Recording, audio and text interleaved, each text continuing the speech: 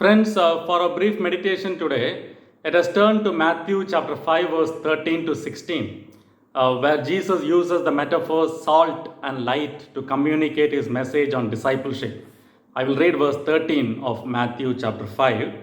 Matthew 5:13. You are the salt of the earth, but if salt has lost its taste, how can its saltiness be restored?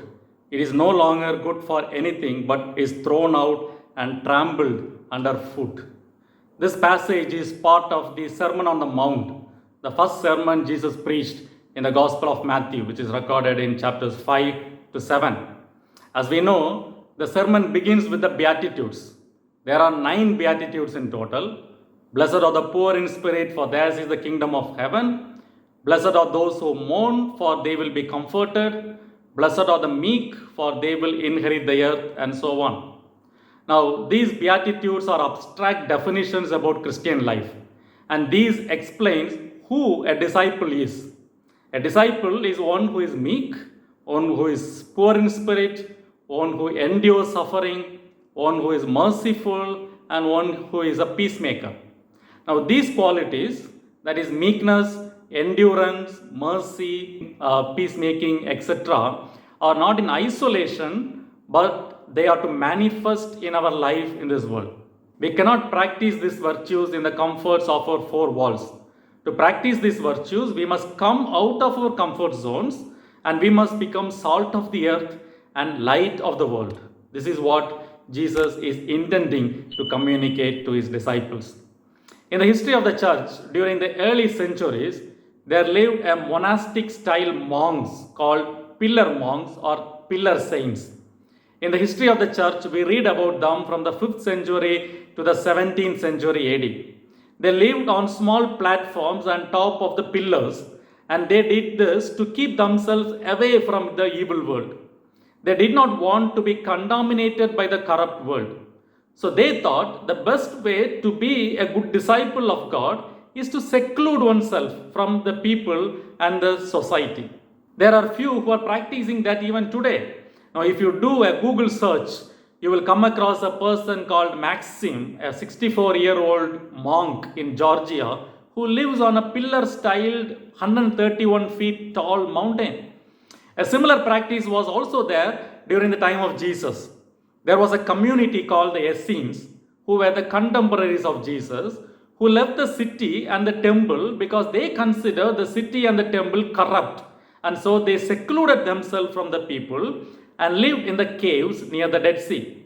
They called themselves children of light, but they were hiding themselves in the caves. Jesus was against such practice of seclusion, because for Jesus, to be a disciple is to be part of the society. It is in this context, Jesus teaches his disciples that to be a disciple is to be the salt of the earth and the light of the world. Here Jesus gives a functional definition to discipleship. Now, what does salt of the earth means? Now, salt was a valuable product in ancient Israel, and it was used to preserve food and was also used as a fertilizer. Particularly near to the Dead Sea, a lot of salt was available, which people used for cooking and as fertilizer.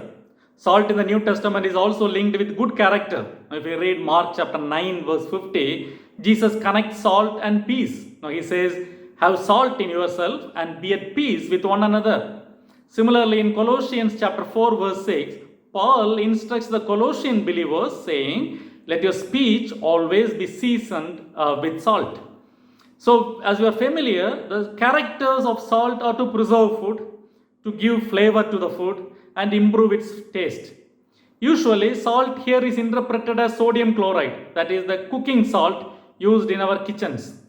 If we interpret this salt as cooking salt, that is sodium chloride, then the meaning of this salt metaphor is possibly twofold. The disciples of Jesus are to add taste to a flavorless society, and they are to preserve the good in the society that would otherwise devolve into evil. So one is to add flavor and preserve the good. That's it. But there is also another interpretation to this metaphor.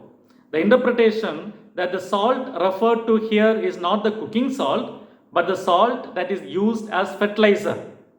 Some argue that Jesus was speaking not primarily of salt's household use, but of its agricultural use. Now, there are several reasons to argue for such an interpretation. First, chemically, salt is a common name for a large number of chemical compounds, including the cooking salt, that is sodium chloride, and also fertilizers such as potassium sulfate, magnesium sulfate, etc. Even if in our high school chemistry practicals, salt analysis included potassium sulfate, magnesium sulfate, etc., isn't it? So salt could include a vast variety of chemical compounds. Second, the context of the passage suggests that Jesus is actually referring to a fertilizer salt rather than cooking salt. Look, there is no reference to food in these verses, but all three gospel writers who refer to this teaching, that is Matthew, Mark, and Luke, specifically mention that it is the salt of the earth, which most probably is the fertilizer or manure.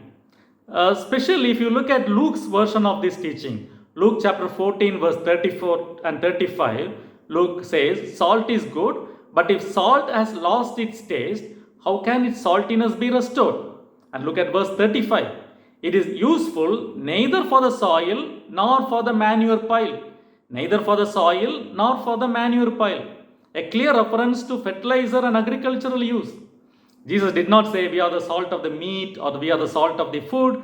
If he said so, then the meaning would be restricted to understanding salt as being nothing more than a preservative, cooking salt. But because Jesus specifically said salt of the earth, he is more likely referring to salt being applied to the soil like a fertilizer. In fact, the Greek word that Jesus used in Matthew chapter 15 verse 13 for the word earth literally means land or ground or soil. So what Jesus is saying here is, we are the salt for the soil. Third, historically it is proven that salt was used as a fertilizer in the first century Mediterranean region. Particularly these saturated salts were acquired from the Dead Sea areas. So traditionally, people have used salt as manure in the first century context.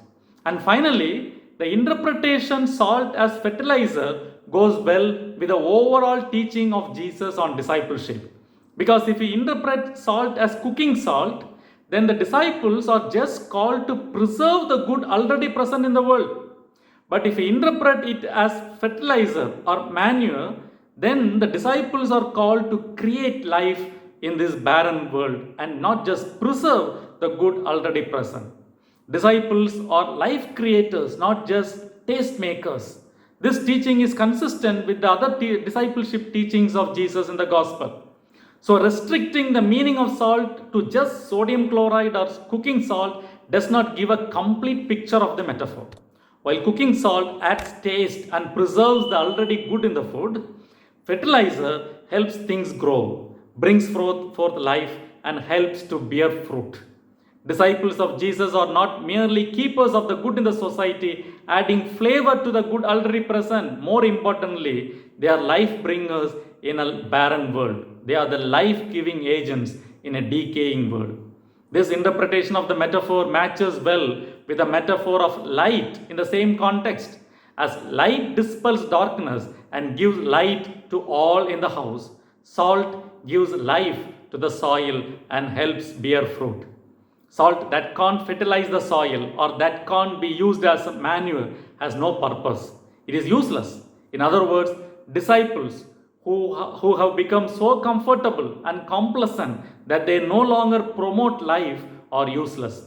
But if you are a true disciple, you will help to promote life all around you, in your home, in your community, in your workplace, and wherever you happen to be. As disciples of Christ, we should be prepared to mix ourselves into the manure piles of the world so that God can use us to bring new virtuous life. If we lose our saltiness, we are no longer good for anything and cannot be the agents of change that Jesus intended for his followers to be. So let us be the true salt of the earth and the light of the world. Amen.